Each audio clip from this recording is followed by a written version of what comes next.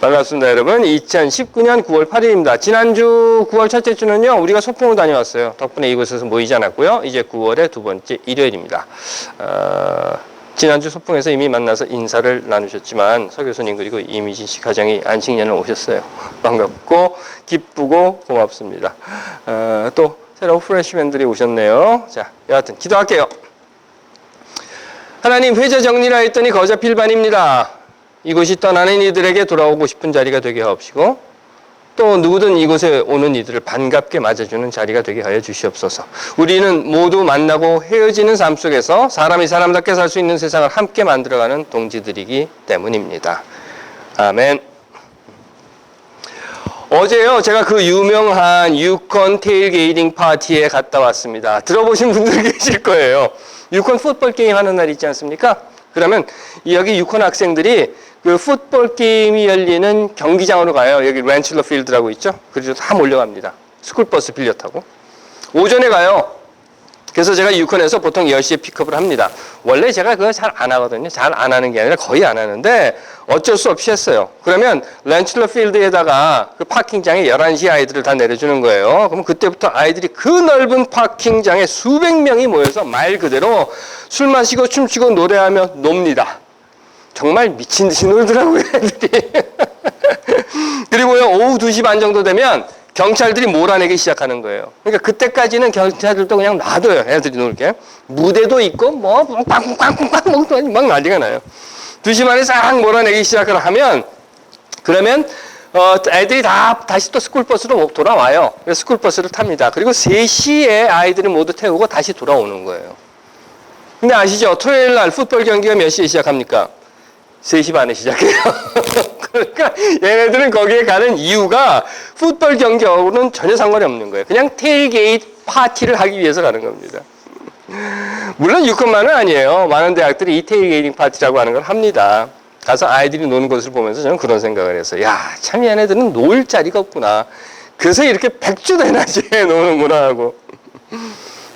그러면서 떠오른 다른 장면은요, 조국 후보자 사퇴를 운운하면서 시위하는 한국 학생들의 모습이었습니다. 촛불 집회라고 하니까 뭐 어차피 어두워진 다음에 하겠죠. 깜깜할 때. 유권 학생들은요, 백주 대낮에 술 마시고 춤추면 놀아요. 그런데 한국 학생들은 어두운 밤에 조국 사퇴를 외치면서 놉니다. 목적이 뭘까? 왜 저럴까? 하는 생각이었어요.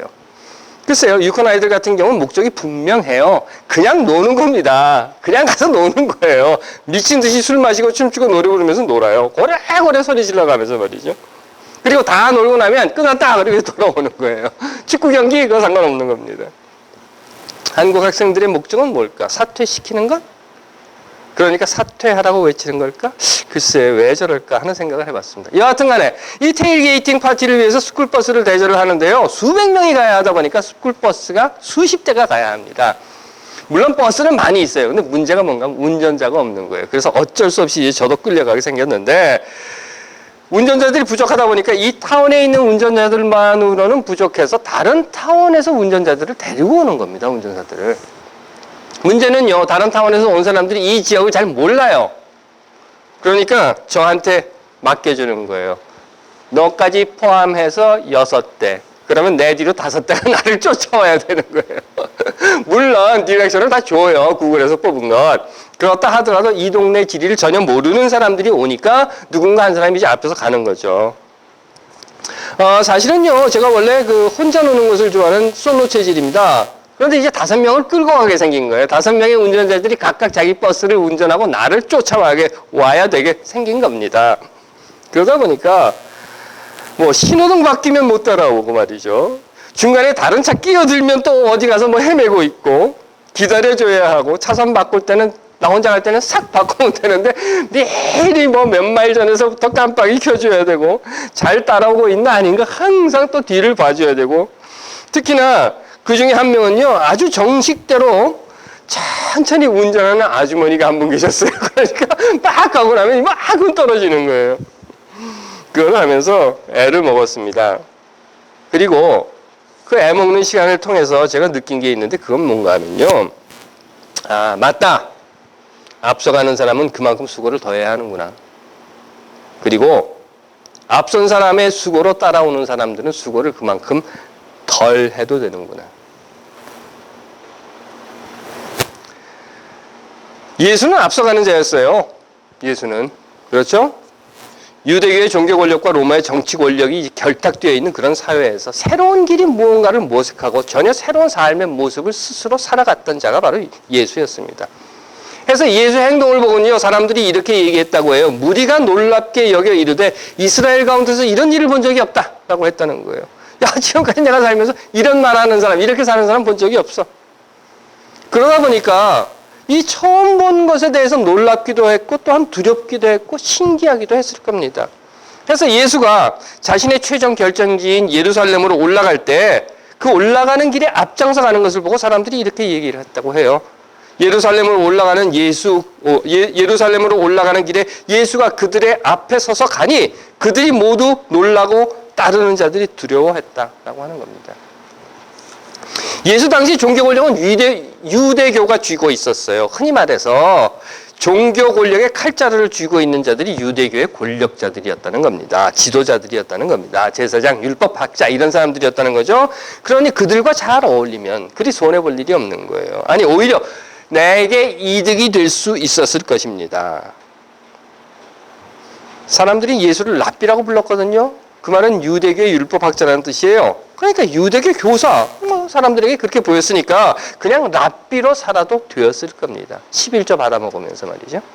뭐 굳이 잘 어울리는 것까지는 아니어도 이 유대교 지도자들, 종교 지도자들과 부딪히지 않았다면 그저 예수는 잘 먹고 잘 살고 하는 것에 지장이 없었을 거예요. 더구나 어려서부터 아버지로부터 목수일을 배웠다고 했거든요. 우리가 흔히 지금 목수 그러니까 뭐 이런 책상 만들고 걸상 만들고 이러는 거라고 생각하지만 아니죠. 한국말에도 이런 말이 있습니다. 대목장이라고. 그래서 여기 미국이 카펜터 그러면 집을 짓는 사람이에요. 그러니까 큰 일을 하는 saram들이죠. 다른 사람들 사는 대로 그냥 살면 그래서 마음에 드는 여자 만나서 장가도 가고 또 토끼 같은 아이들도 낳고 그럭저럭 한평생 살 수 있었을 겁니다. 또한 당시는요 로마가 정치 권력을 쥐고 있었어요. 그러니 로마에게 그저 좀 뇌물도 좀 주고 로마가 수주하는 공사 좀 몇 개 좀 따내고 더욱이 예수는 나사렛 출신입니다. 그러니까 갈릴리 지역이라고 하는 곳이죠. 당시에 갈릴리는요 로마가 로마 건축 양식으로 건물을 짓기 위해서 엄청난 투자를 했던 곳이었습니다. 그러다 보니까 뭐 줄도 좀 대고 로마 관리들 잘 어울려서 좀 술도 사주고 접대도 하고 이래서 더 큰 공사를 따내고 그 따낸 공사 하도급도 주고 그러면 먹고 사는데 지장이 없었을 겁니다. 간단히 말해서요. 그저 남들 하는 대로 다른 사람들 했던 대로 앞에 그렇게 갔던 사람들이 살았던 모습대로 예수가 그렇게 따라 살면 될 것인데 뭐 굳이 그렇게 새로운 길을 가겠다고 무슨 새로운 길을 만들겠다고 이전에 지나온 것이 잘못되었다고 그래서 유대교 지도자들을 향해서 이 독사의 새끼들아 너희들 다 지옥 간다 하고 야단을 치고 정치 권력을 쥔 헤롯을 향해서 이 여우 같은 놈아 호통을 치다 보니까 예수 자신 스스로가 이렇게 얘기를 해요. 여우도 굴이 있고 공중의 새들도 집이 있지만 나는 정말 머리 둘 곳도 없구나 하는 탄식 아닌 탄식에 이르는 지경까지 되었습니다. 예수는 앞서가는 자였어요.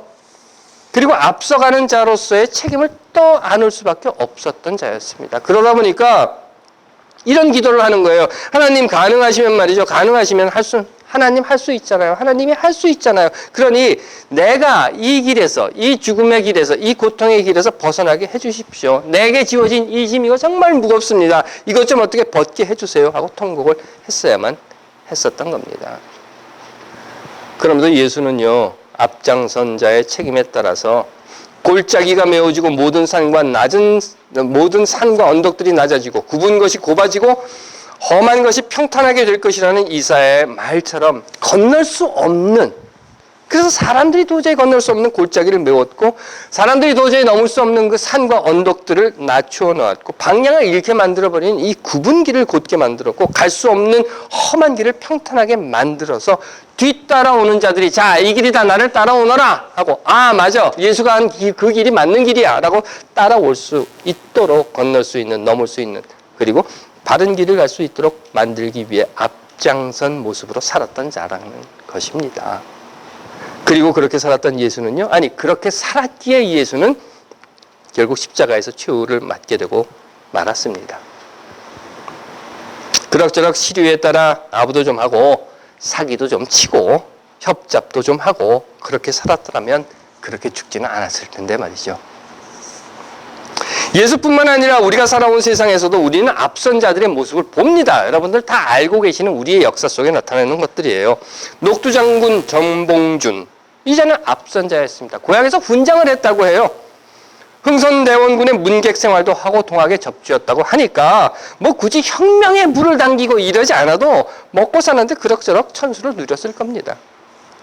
우금치에서 그렇게 일본군에게 무참히 짓밟히고 목숨을 잃지 않을 수도 있었을 것입니다. 김구 선생은 앞선 자였습니다.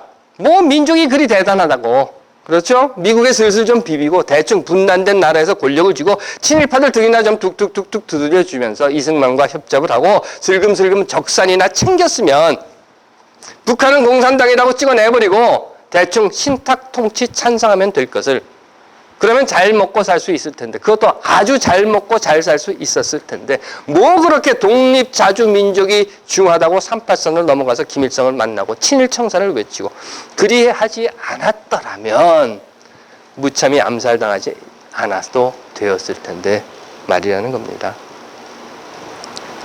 노무현 대통령이 앞선 자였고 노회찬 의원이 앞선 자였으면 문재인 대통령이 지금 앞서 있는 자입니다. 또한 지금 조국 장관 후보자가 앞서 있는 자입니다. 교수라고 하잖아요. 사학도 있고 모아둔 재산도 있고 민정수석도 한번 했고, 그러니 좀 그럴듯한 쓴소리 담아서 책이나 좀 슬금슬금 내면서 말이죠. 요즘 뭐 여기저기서 유튜브 방송 이런 거 많이 하잖아요. 그런 데 가서 좀 이야기도 좀 하고 인기도 얻고 대충 품위 유지하면서 사는데 전혀 지장이 없을 텐데, 뭔 개혁이 그리 중요하다고 자식까지 탈탈 털려가며 그런 고통을 주면서 심지어는 부인이 기소까지 당하게 만들면서, 앞서 갔던 예수는 이렇게 기도를 했다고 해요. 아버지여, 만일 아버지의 뜻이거든 이 잔을 내게서 옮겨주십시오. 그러나 내가 원하는 대로 하지 마시고 아버지가 원하는 대로 하십시오. 대한민국 근현대사에 앞서간 사람들의 기도는 어땠을까 생각을 해봅니다. 녹두장군 전봉준의 유시는 때 만나서 하늘과 땅이 힘을 합치더니 운이 다하니 영웅도 어쩔 수 없구나. 백성사랑 올바른 길에 잘못이 없건난 나라사랑 붉은 마음 그 누가 알랴라는 시를 남기고 그리고 사형을 당했고, 김구 선생께서는 눈 덮인 들판을 걸어갈 때 모름지기 함부로 걷지 마라. 오늘 걷는 나의 발자국은 반드시 뒷사람의 이정표가 된다라는 시를 가슴에 담고 사셨다고 합니다. 노무현 대통령의 사람 사는 세상, 노회찬 의원의 나는 여기서 멈추지만 당당히 앞으로 나가라라고 하는 그런 말들, 어쩌면 이것이 바로 앞서가신 분들이 남기신 마지막 기도와 같은 것이 아닐까 하는 생각을 합니다. 적폐청산과 국가개혁을 위해서 앞선 문재인 대통령과 조국 장관 후보자의 기도가 무엇인지 저는 사실 몰라요. 하지만 내가 원하는 대로, 내 가족이 원하는 대로 말고 국민의, 민족의 역사의 뜻대로 되기를 이라고 기도하기를 바라는 마음인 것입니다. 하나님께서 사랑하시는 여러분, 저는 여러분 모두가 앞장서는 자가 되자 이런 말씀을 드리는 거 아니에요. 우리 모두가 예수처럼 앞에 서자라고 하거나, 또는 우리 모두가 녹두장군처럼 또는 김구 선생님처럼 노무현 대통령, 노회찬 의원처럼 그렇게 하자라고 하는 말을 하는 것은 아닙니다. 하지만 저는 우리 모두에게 앞선 이들이 있었고, 그러하기에 우리가 예수의 뒤를 따르듯이 우리 역사 속에서도 앞선 분의 모습을 보고 따라 살아야 한다라고 하는 것은 말씀드리고 싶습니다. 저는 어제 스쿨버스 미션을 잘 마쳤어요. 따라오는 5명의 운전자들이 잘 따라와 주었기 때문입니다. 제가 잘 알아서 갔다는 것보다. 그런데 원래 저는요, 가라는 대로 잘 안 가요. 왜냐면 이 동네는 제가 아니까 구글이 찍어준 디렉션대로 안 갑니다. 이 사람들도 다 가지고 있어요. 하지만 제가 가는 대로 따라온 겁니다. 그냥 믿고. 아, 제가 이 동네는 잘 알아. 구글에 준 디렉션은 이리로 가지? 아닌데? 하더라도 챙이 가는 대로 따라가면 분명히 정확한 시간에 정확한 장소에 도착할 거야. 하나님께서 사랑하시는 여러분, 오늘 우리는 대한민국의 혼란기를 맞고 있습니다. 이 혼란기를 통해서 오늘보다 더 좋은 내일, 우리의 조국 대한민국의 미래를 위해서 우리가 해야 하는 것이 무엇인가를 고민해 봤습니다. 그것은 우리가 예수의 삶을 잊지 않고 기억하며 본으로 삼아가듯이 우리 역사 속에서 앞선 분들의 삶과 그 생각을 이어가고 그분들을 신뢰하고 또한 지지하며 함께하는 것이라고 저는 생각을 합니다. 그러하기에 저는 오늘 여러분들께 이렇게 간곡히 부탁드립니다. 그렇게 한번 살아봅시다. 우리 아이들의 내일을 위해서. 기도하겠습니다.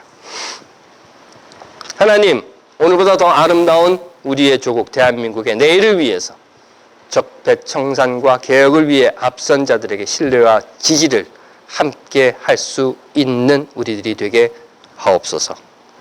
아멘.